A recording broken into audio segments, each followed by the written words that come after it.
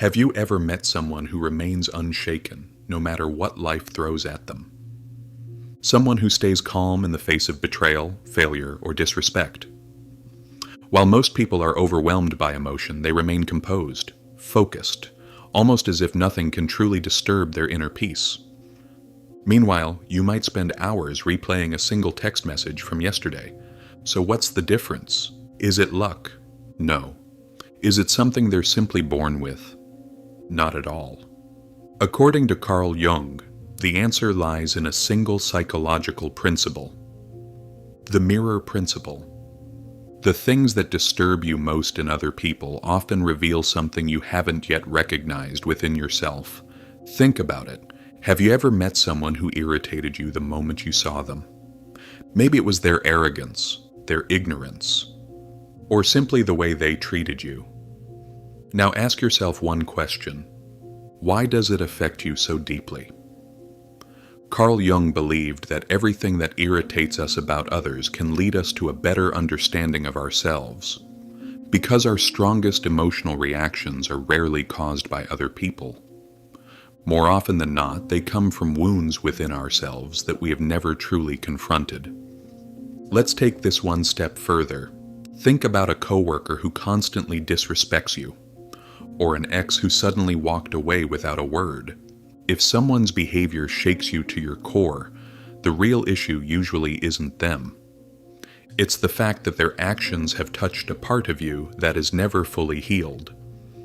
According to Carl Jung, the world acts as a mirror. The qualities in other people that disturb you the most often reflect the parts of yourself you've been avoiding. Think about it. When was the last time someone's words ruined your entire day? Why did they affect you so deeply? Perhaps it wasn't the words themselves.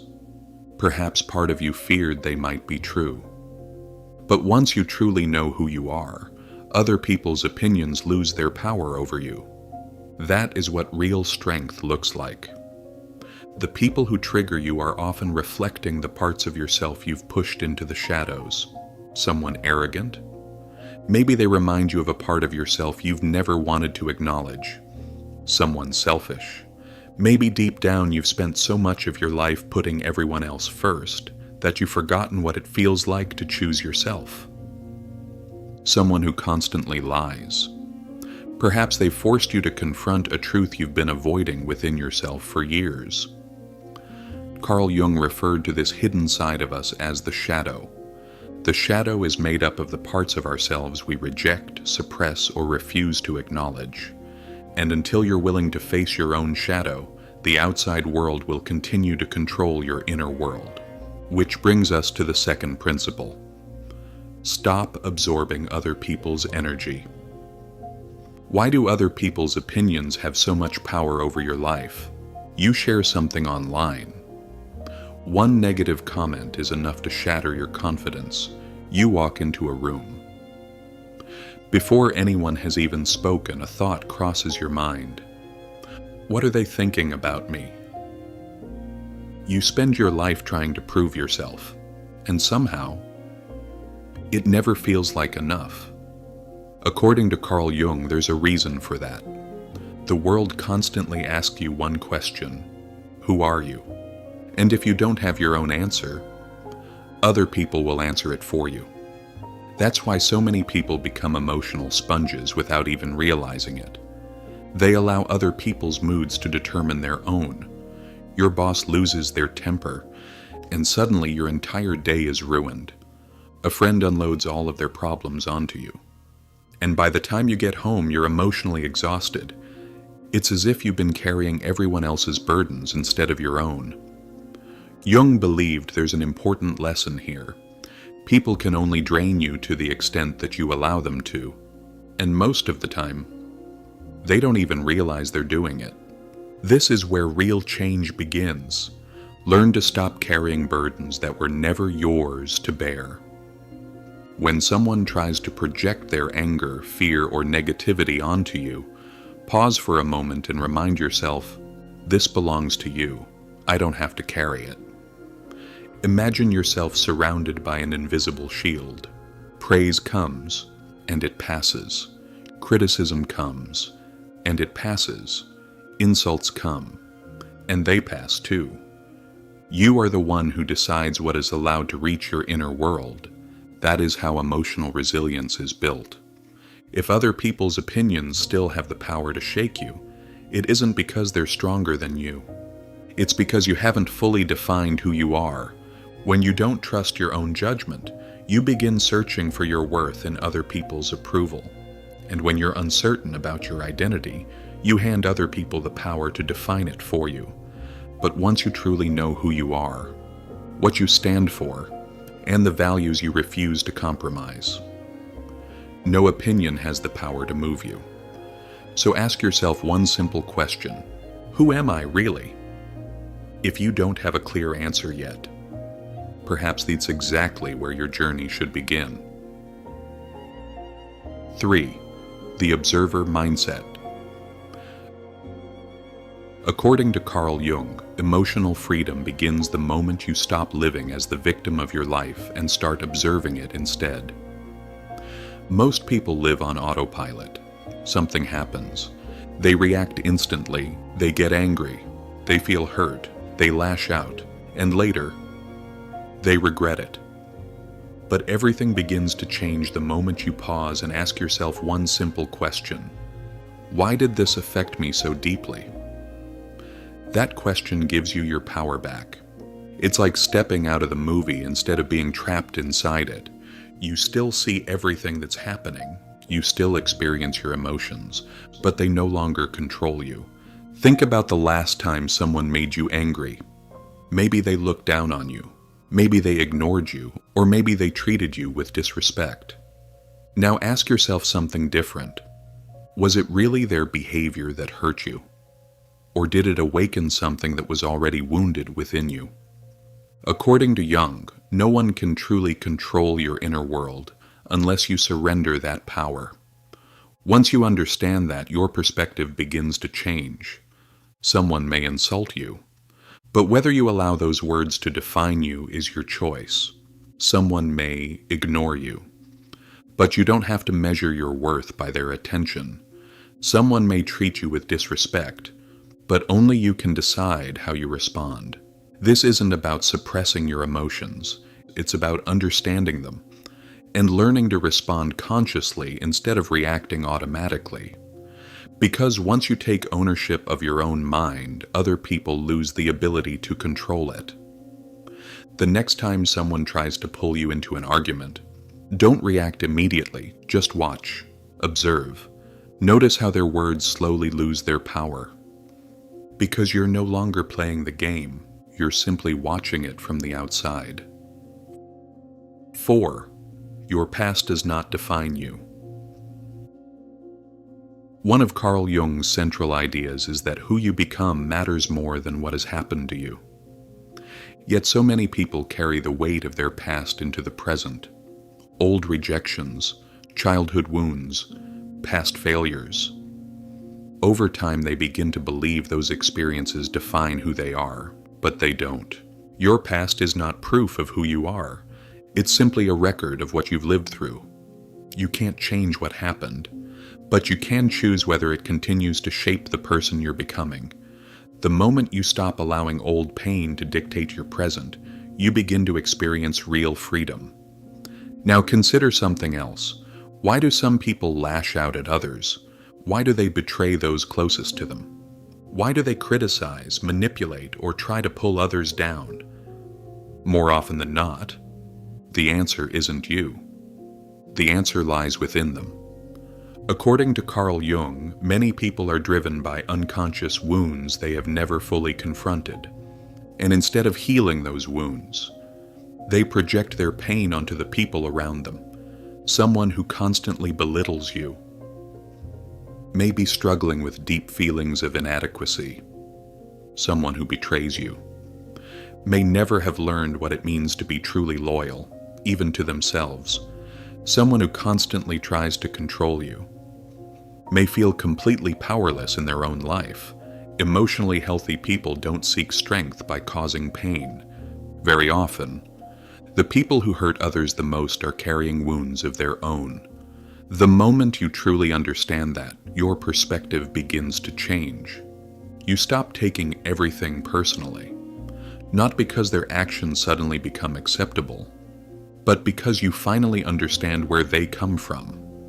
Have you ever met someone who has endured unimaginable hardship, yet still carries themselves with quiet strength? Their strength doesn't come from avoiding pain. It comes from facing it, from refusing to run from it, from allowing it to transform them instead of define them. And that is the difference between carrying your wounds and becoming a prisoner of them. 5. The power of the unconscious mind. Here's something that may surprise you. Most of your reactions are far less conscious than you think. The experiences you had as a child, the values you were taught, the expectations placed upon you, and the habits you've developed over the years. All of these quietly shape the way you think, feel, and respond, often without you even realizing it. According to Carl Jung, much of the human mind operates beneath the level of conscious awareness. That doesn't mean every decision you make is predetermined, but it does mean that many of your emotional reactions are rooted far deeper than your conscious mind, and that is where real freedom begins. The moment you become aware of the invisible patterns guiding your life, you begin to loosen their grip on you. That's why it's worth asking yourself from time to time, is this thought truly mine? Or am I simply repeating a belief I've been taught to accept? Why do you feel guilty for saying no? Why are you afraid of being alone? Why do you still seek validation from other people? The answers to those questions aren't found on the surface. To find them, you have to be willing to look inward. Because the strongest chains are rarely the ones you can see. They're the ones you've carried for so long that you no longer notice they're there. And once you recognize them, you realize something profound.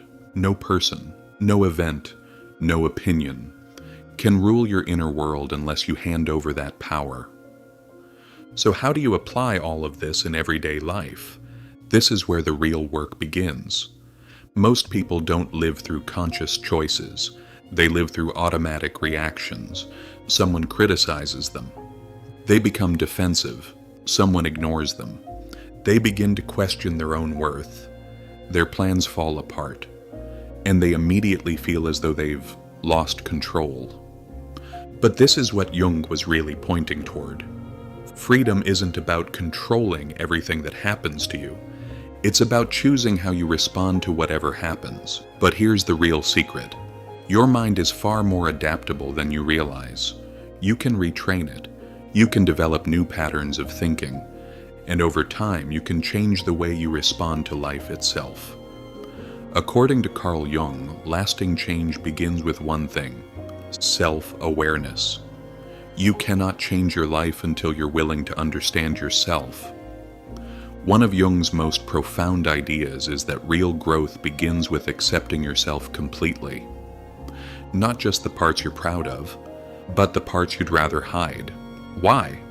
Because the moment you stop fighting yourself, you stop giving other people's opinions the power to define you. You no longer depend on their approval. You no longer sacrifice who you are just to be accepted. And that's when you discover something important. Indifference isn't coldness. It's freedom. The moment you stop needing everyone to like you, you also stop fearing rejection. And the moment you stop fearing rejection, other people lose the power to control you. Think about someone who once ignored you. At first it probably hurt. But what if their opinion carried no weight in your mind? What if it simply didn't define your worth? That's the difference. Mentally resilient people don't fight negativity. They refuse to let it take root within them. Which brings us to one of Jung's most powerful ideas about transformation: the alchemy of anger, the art of turning pain into strength. According to Jung, emotions like anger, jealousy, and emotional pain are not signs of weakness. They're signals. They point toward the parts of us that still need healing. Most people respond to anger in one of two ways. They either suppress it or they explode. But a self-aware person asks a different question. What is this emotion trying to teach me? And once they find the answer, that emotion is no longer a burden. It becomes fuel for growth, betrayal, humiliation, failure. None of these experiences have the power to define who they become. Instead, those experiences become the very things that make them stronger. Think of your emotions as fire. Fire can consume you, or it can forge you into someone stronger. The difference lies in how you choose to use it. Now let's talk about the invisible rules that shape so many people's lives without them ever realizing it. These are the unconscious agreements you've been following, even though you never chose them. I must always be nice. I have to make everyone happy.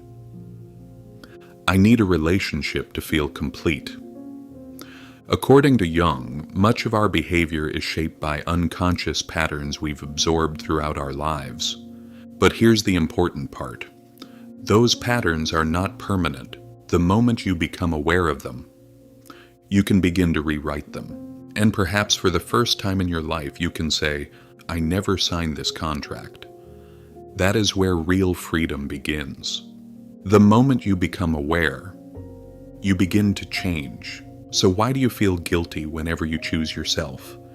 Maybe because somewhere along the way you were taught that your worth depends on sacrificing your own needs, always putting others first, always being selfless, always placing yourself at the bottom of the list. But what if you decided to let go of those old rules? Jung believed that one of life's greatest privileges is discovering who you truly are. But that journey comes with a price.